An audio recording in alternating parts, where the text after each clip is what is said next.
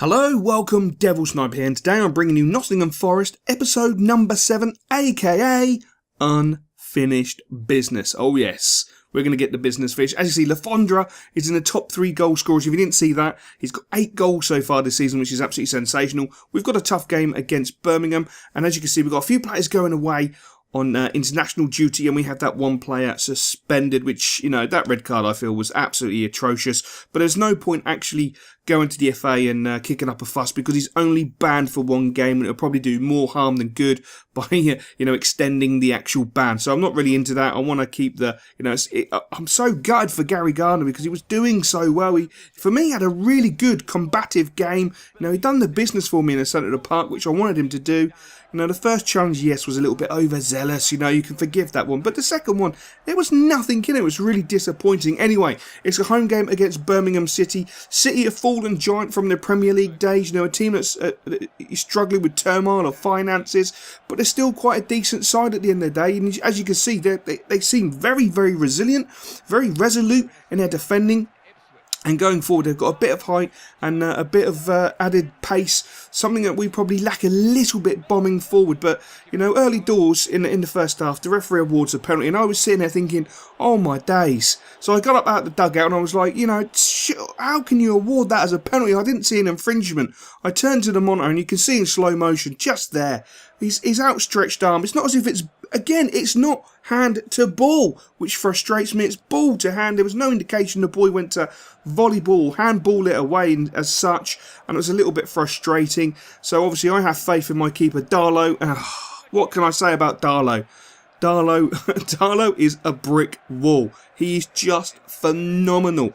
Absolutely underrated. I fear for January, because I am sure we're going to get absolutely abundance of transfer offers for him, because he's that good. But a beautiful ball over the top into Coxey. Coxey just about outmuscles the defender, but he did it in such a way that the defender kept his momentum, which was really frustrating. If he could have got the better of the defender there, we would have been in, and hopefully it would have been 1-0, because I have faith in Coxey in those sort of positions. But he's quite happy at this moment in time, regaining his place in the side. He's going to be rotating with Lefondra. As we know, Lefondra is just an absolute beast in front of goal at this moment in time, but I'm not overusing him. So the half-time score of 0-0 was very frustrating, because again, not a great deal of many chances were created in that first half. To be honest with you, it was more Birmingham than it was us. It was a battle in midfield, which I think we all expect in this league. It's a constant battle, and as you will see there, the lad for Birmingham took a heavy knock to the floor. It wasn't a bad challenge by our player by any stretch of imagination. We win the ball, but he goes straight down on his kneecaps. I presume that he might have dislocated one of his kneecaps, popped it straight out, which would be extremely painful to say the least, as Mellis fires off a shot there, and that's what we were restricted to, was long range efforts, which was really frustrating. I feel that we just didn't play very well, we didn't attack very well. A nice ball in there by Birmingham City, and again the referee awards a penalty, and I've got to say, I'll stand up in front of the FA and say, look, I'm not being funny, but if you don't send your refs to Specsavers or sort them the hell out, you're going to have an absolute nightmare season. The player lands and he puts his foot into my centre-back's stomach, and that's a foul. He's hanging his leg out as if he's gone fishing. How is that a penalty? That is not a penalty in your wildest dreams.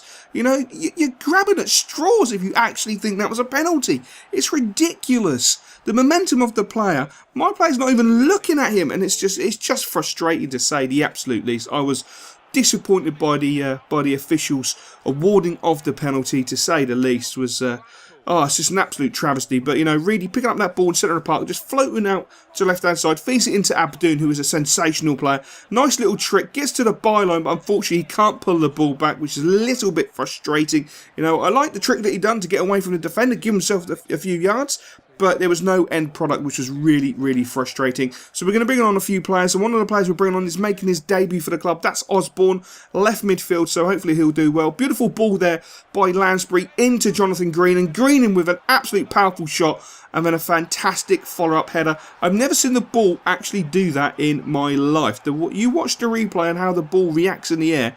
It's just unbelievable. Look at the way it just hovers, and then it sort of magnetises towards my centre-forward's head.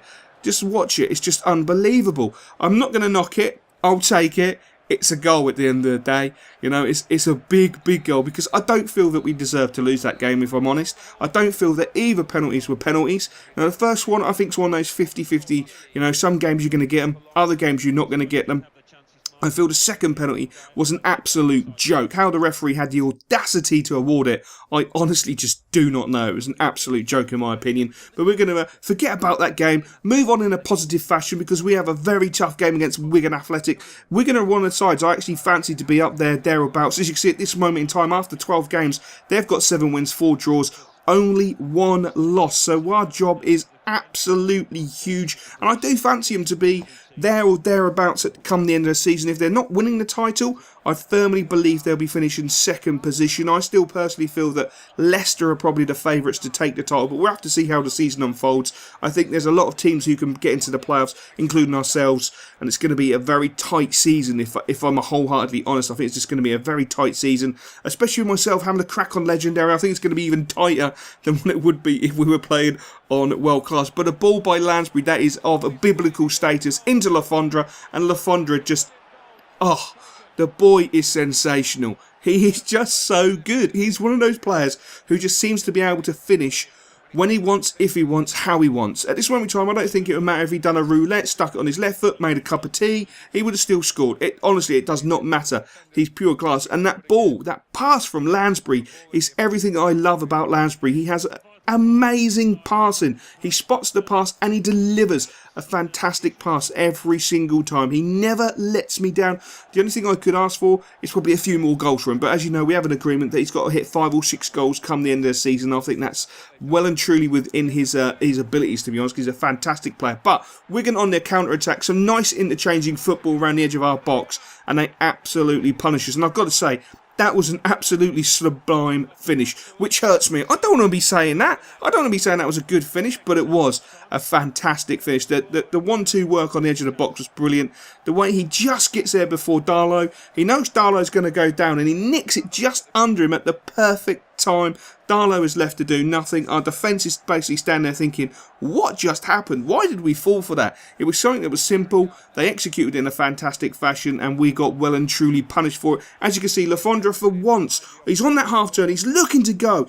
As I said before, he hasn't got the pace. He's got the acceleration. He could have given that another half yard. He didn't, unfortunately. He was awarded offside, but a beautiful ball over the top into Lafondra again. The goal is a gaping, and he hits the post, and it goes wide. But what a beautiful ball yet again by my boy Lansbury. I tell you, he is a revelation. He is going to be such a crucial player in this career. It's unbelievable. As we get punished yet again for some poor, sloppy defending, we allow Wigan in, and again, I can't take nothing away from it. It's a fantastic finish. You know, the defender there should be putting his foot through the ball.